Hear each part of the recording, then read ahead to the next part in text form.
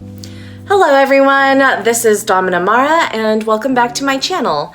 If you are new, I'm a pro and lifestyle dominatrix of over 7.5 years and makes new videos each week and premieres them every Saturday at 1 p.m. Pacific time. I also live stream to answer fan questions on Sunday evenings. Today we are going to talk about the problems of not having a safe word in a play scene. But before we get to that, click that subscribe button, hit that notification bell so that you know when I post photos, videos, and when I'm online next. Let's get to it. First off, let's start by defining what a safe word is. A safe word is a word selected by all consenting parties to signal a pause or a hard stop to a kinky scene.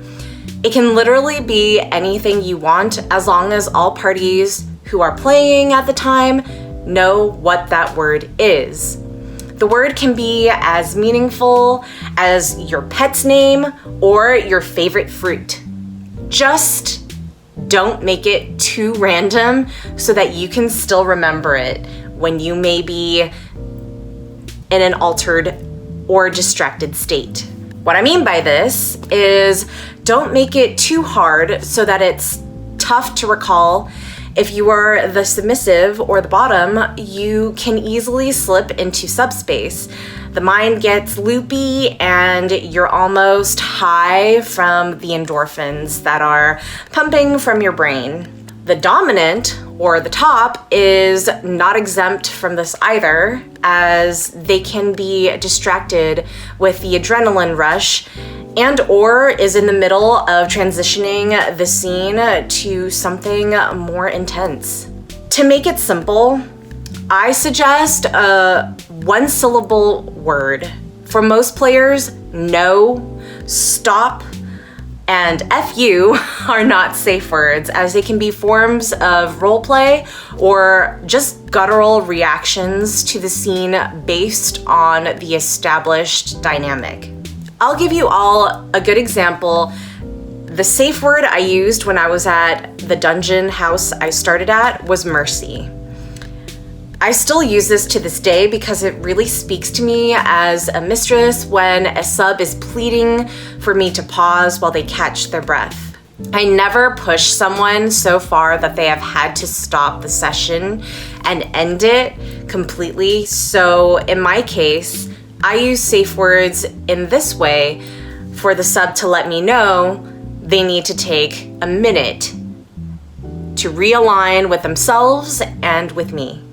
During this pause, I usually ask if they're all right, and they say yes, but that they need a break. Then I proceed to ask if they would like some water.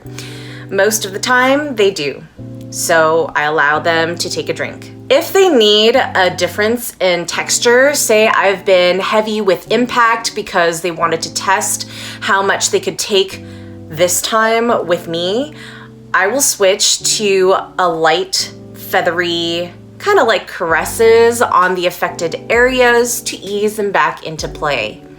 My generosity with feel-good rewards depends on how I'm feeling and if I believe that they have earned it.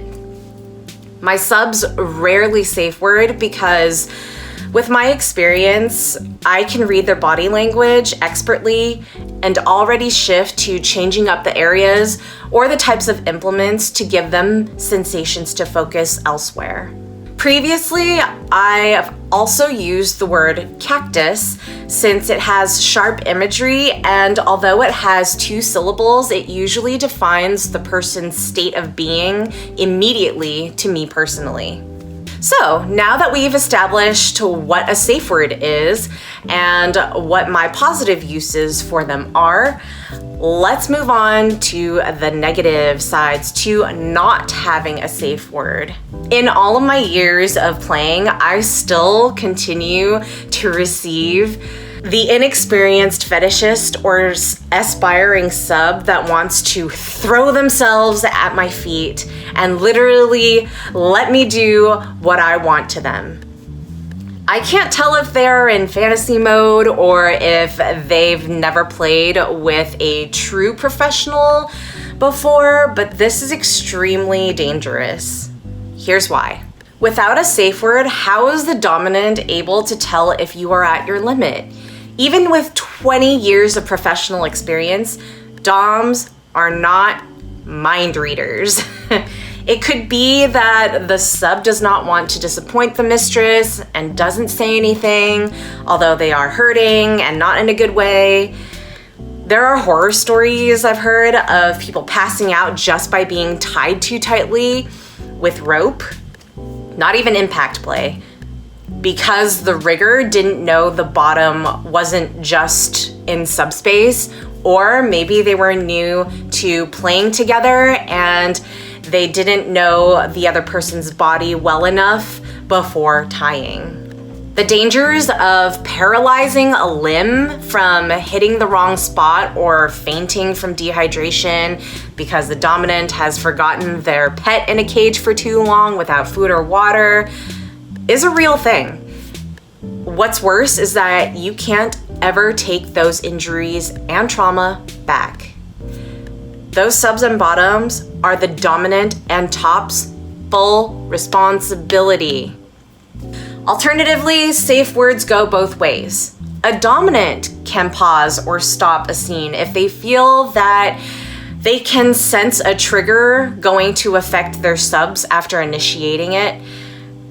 To nourish their subs with actual snacks or electrolyte, sustenance, or even physical affection like a hug or a kiss, hair pull, or even if the dominants themselves are uncomfortable with a situation. Yes, DOMs are allowed to be uncomfortable and stop because of that.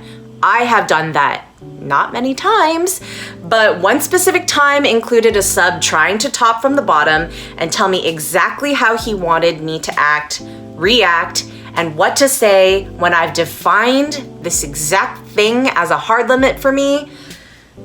The only way we continued was both of us compromising not to speak and only performing actions for the last 15 minutes of the hour.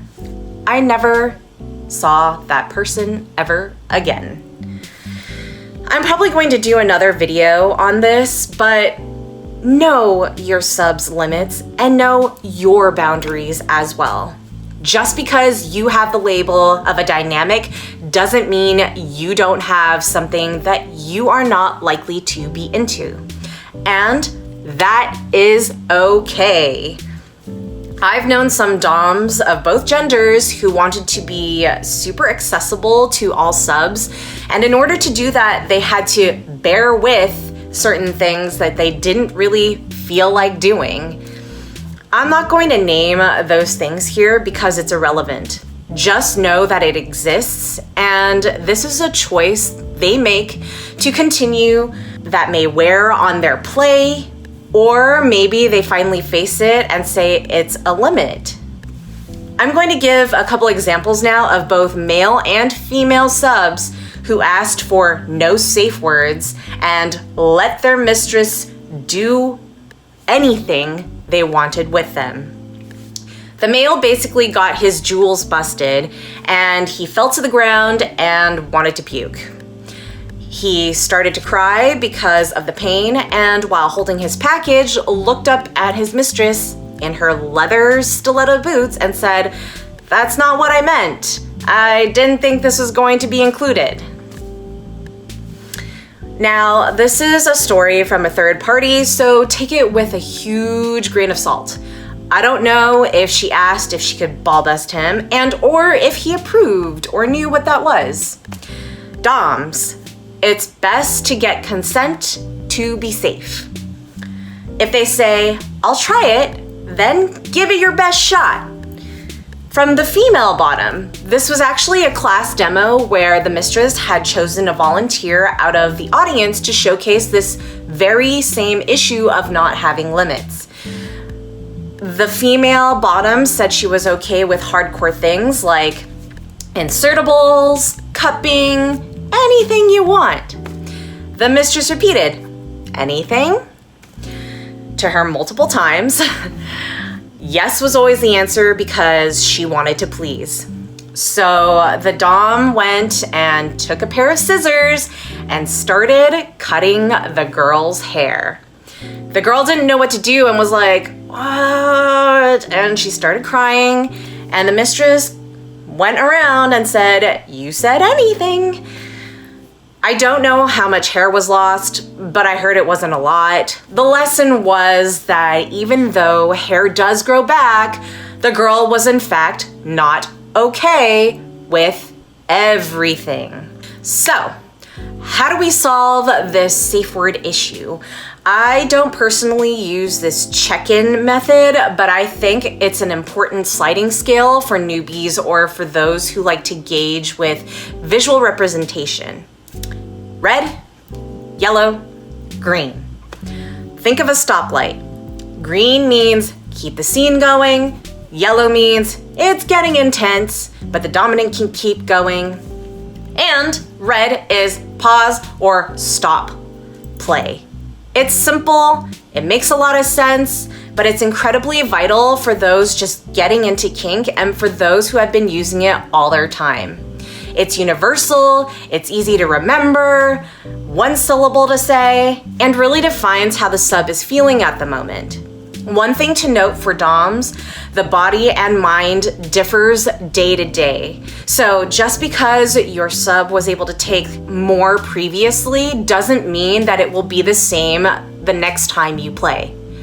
That is okay.